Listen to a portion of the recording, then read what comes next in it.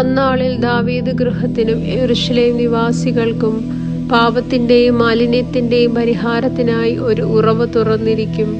അന്നാളിൽ ഞാൻ ദേശത്തു നിന്നും വിഗ്രഹങ്ങളുടെ പേരില്ലാതാക്കും, ഇനി അവയെ ഓർക്കുകയുമില്ല. ഞാൻ പ്രവാചകന്മാരെയും മലിനാത്മാവിനെയും ദേശത്തു നിന്ന് നീക്കിക്കളയുമെന്ന് യഹോവയുടെ അരുളപ്പാട്.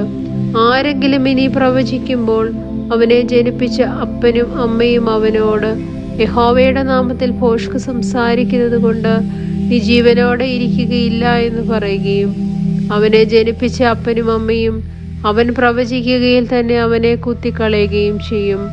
അന്നാളിൽ പ്രവാചകന്മാർ പ്രവചിക്കുകയിൽ ഓരോരുത്തൻ താന്താന്റെ ദർശനത്തെക്കുറിച്ച് ലജ്ജിക്കും. ലജ്ജിക്കേണ്ടതിന് അവർ രോമമുള്ള മേലങ്കി ധരിക്കുകയുമില്ല. ഞാൻ പ്രവാചകനല്ല, കൃഷിക്കാരനത്രേ.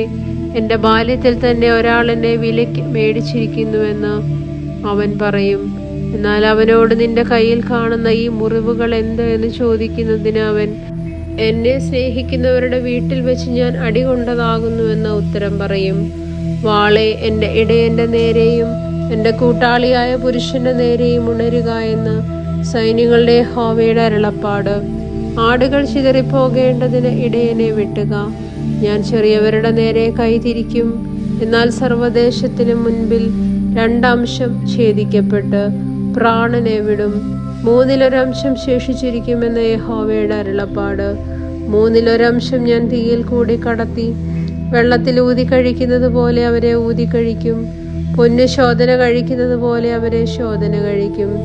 അവർ എൻ്റെ നാമത്തെ വിളിച്ചപേക്ഷിക്കുകയും ഞാൻ അവർക്ക് ഉത്തരമരുളുകയും ചെയ്യും.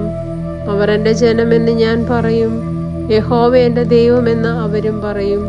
ദൈവമേ, സ്തുതി നിനക്ക് യോഗ്യമാകുന്നു. ബാറയ്ക്കുമോർ.